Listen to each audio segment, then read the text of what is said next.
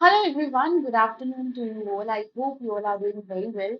First of all, a very warm welcome to Textbook IIT Jam platform. And I hope अब तक आप सभी ने IIT Jam 2025 एग्जाम की प्रिपरेशन स्टार्ट कर दी होगी. So before you start your preparation, it's better कि हम डिस्कस कर लें कि आपको किन किन चीज़ों का स्टार्टिंग से ही ध्यान रखना है ताकि आपकी जर्नी बहुत अच्छे से यू कैन से बहुत अच्छा आपको रिजल्ट दे. ठीक है, बहुत अच्छा स्कोर है and you get your dream IIT.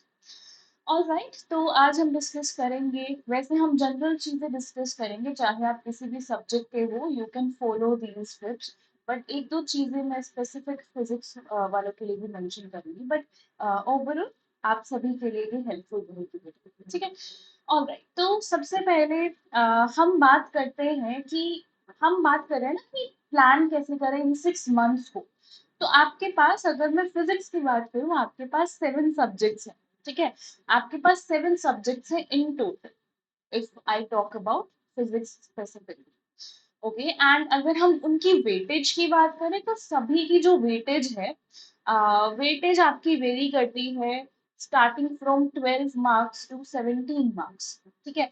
For example electronics जो सब्जेक्ट है, उसमें जो वेटेज है I think that is of 17 marks. Mechanics की जो वेटेज है I think that is of 15 marks. ठीक है, तो जो वेटेज है वो 12 से लेके 17 मार्क्स तक वेरी करती है सभी सब्जेक्ट्स के लिए.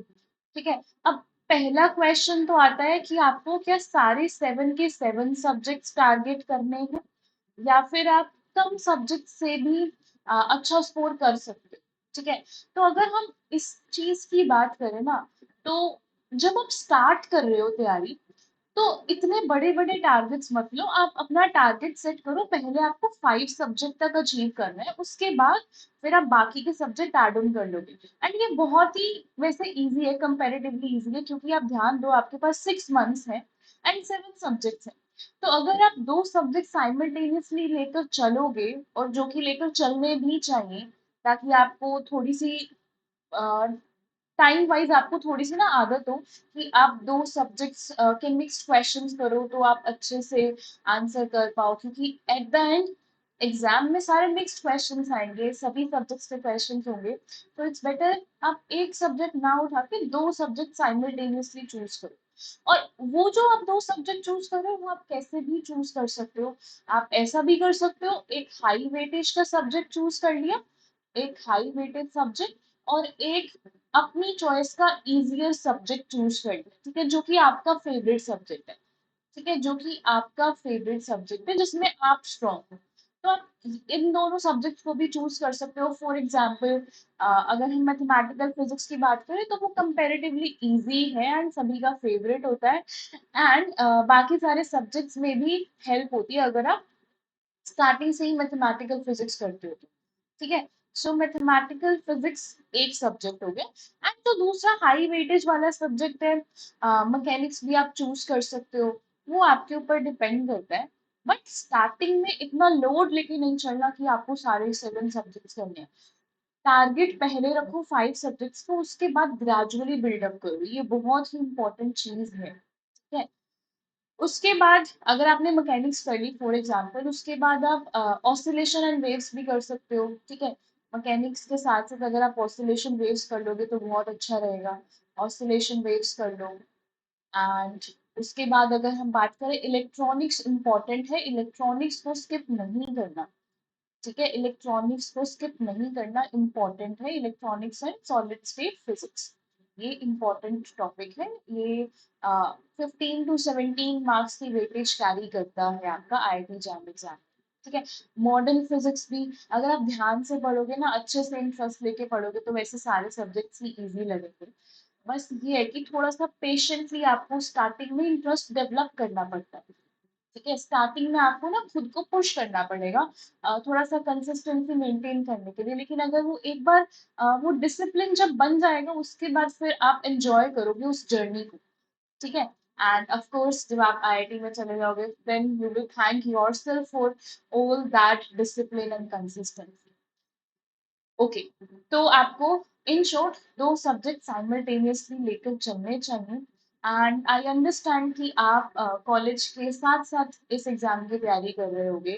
तो पता है, अगर आप बीएससी ऑनर्स कर रहे हो इन फिजिकल साइंस या फिर इन एनी अदर सब्जेक्ट, तो फिर तो सारे सब्जेक्ट्स कवर होते हैं कॉलेज के जो सब्जेक्ट्स होते हैं, जो आपका आईटी जैम का सिलेबस है वो सारे ओवरलैप करते हैं। तो उसको ना अपनी स्ट्रेंथ बनाओ, ठीक है, उसको अपनी कमजोरी मत बनाओ कि अरे मुझे तो कॉलेज का भी मैनेज करना है और इसका भी मैनेज करना है।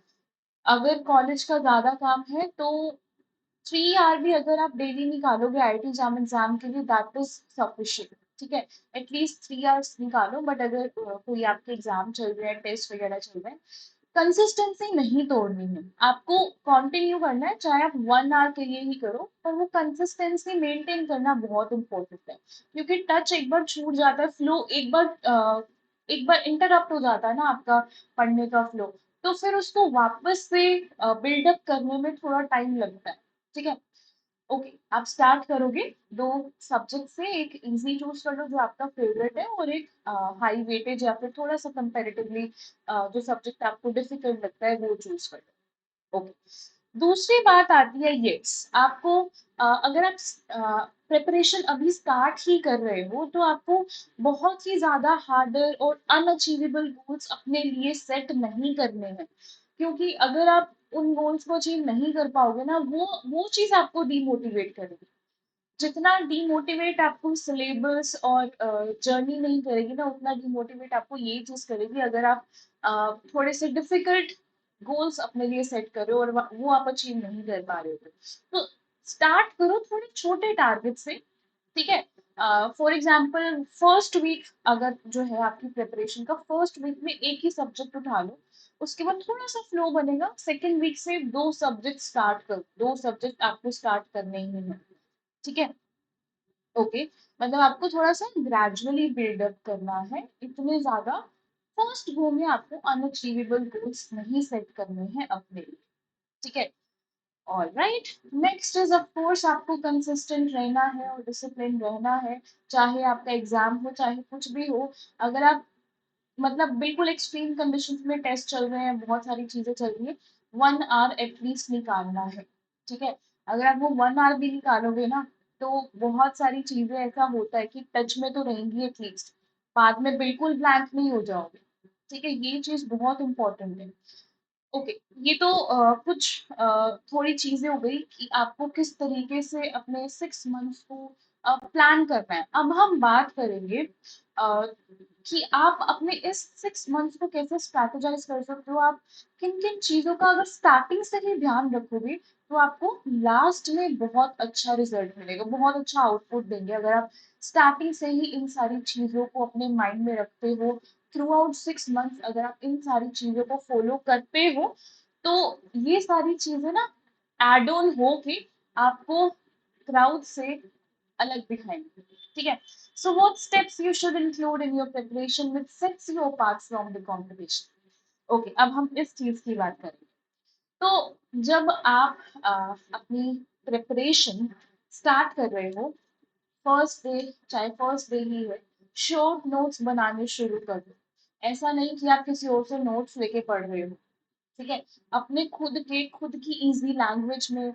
सभी की कैपेसिटी अलग होती है, सभी का तरीका अलग होता है चीजों को समझने का। ठीक है, तो किसी और के नोट्स पे रिलाई ना करने की बजाय अपने खुद के शॉर्ट नोट्स बनाओ। उससे आपको चीजें भी बहुत अच्छे से ग्रास्प होंगी और आप लॉन्गर टर्म तक उसे माइंड में रख पाओगे।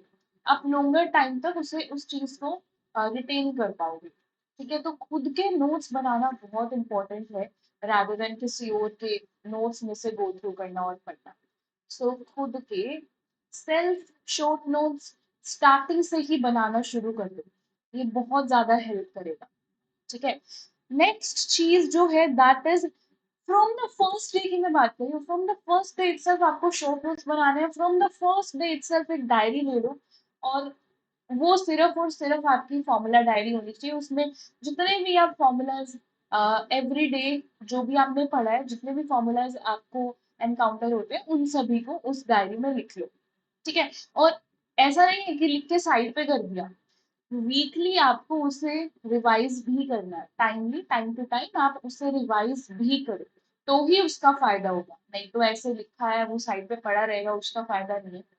आपको स्टार्टिंग से ही from the very beginning formula diary बनानी है, ठीक है। उसको टाइम टू टाइम रिवाइज भी करना है।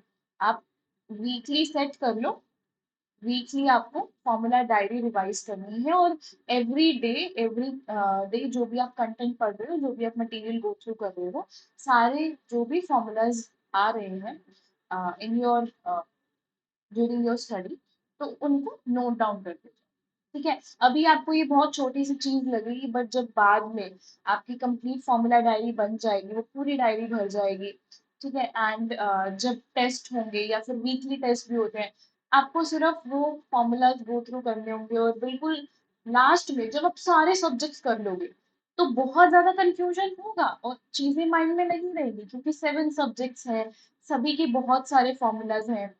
उस पॉइंट ऑफ टाइम पे आपकी फॉर्मूला डायरी बहुत ज्यादा हेल्प करेगी, just trust me on this, ठीक है। ओके, नेक्स्ट इज, आप पढ़ रहे हो, लेकिन अगर आप प्रीवियस ईयर क्वेश्चंस को सॉल्व नहीं कर पा रहे हो, मतलब आप कहीं ना कहीं गलती कर रहे हो अपनी प्रिपरेशन में।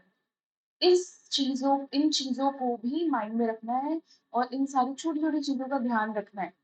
बहुत बार ऐसा होता है कि हम पढ़ तो रहे हैं, बट जब टेस्ट होता है तो हम अच्छा परफॉर्म नहीं कर पाते। ये चीज कॉमन है, और इट्स ओके, बट इस चीज को ओवरकम करना आना चाहिए, ठीक है। तो जब भी आप पढ़ रहे हो, ट्राई करो आप मंथ में ना 2 बार टेस्ट दो, ठीक है। यू कैन से 14 डेज में, एवरी 15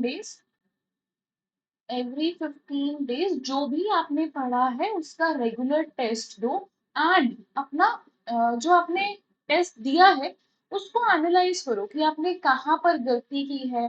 बहुत बार सिली मिस्टेक्स होती है, उनको आप कैसे अवॉइड कर सकते हो। एंड स्टार्टिंग में तो ऑफ कोर्स आपके पास आपके साथ ये इशू भी आएगा कि स्पीड कम थी इसलिए रह गया। तो इन सारी चीजों को अगर आप स्टार्टिंग से ही प्रैक्टिस करोगे, इन सारी चीजों पर स्टार्टिंग से ही वर्क करोगे, तो एग्जाम के वो जो 3 आवर्स होंगे, बहुत ही ज्यादा आप अच्छे से उन 3 आवर्स को मैनेज कर पाओगे, ठीक है।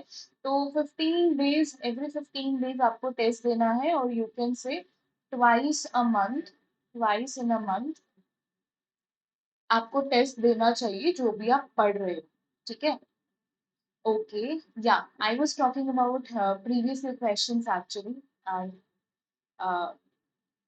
फ्लो में सारे ही पॉइंट्स कवर हो गए। तो प्रीवियस ईयर क्वेश्चंस को अटेम्प्ट करना, प्रैक्टिस करना सबसे ज्यादा इम्पोर्टेंट है। अगर आप पढ़ रहे हो लेकिन प्रीवियस ईयर क्वेश्चंस अगर नहीं कर पा रहे हो, तो आपको थोड़ा ध्यान देने की जरूरत है। And please talk with your educator also कि अगर आप ये चीज फेस कर रहे हो, ठीक है। All right. Next point is giving tests twice a month and analyze your performance.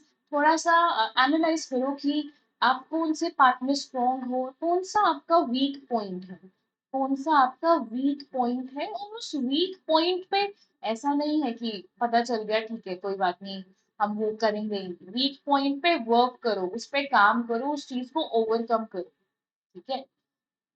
Performance को एनालाइज करना बहुत इंपॉर्टेंट है, इससे आपको पता चलेगा कि आप कितने पानी में हो, कितना पढ़ने से आप इतना परफॉर्म कर पा रहे हो। अगर आप डेली 3 आवर्स दे रहे हो और आपकी परफॉर्मेंस बहुत अच्छी है तो बहुत अच्छी बात है, लेकिन अगर 3 आवर्स पढ़ने के बाद आपकी परफॉर्मेंस थोड़ी लो है, so you should focus more, ठीक है।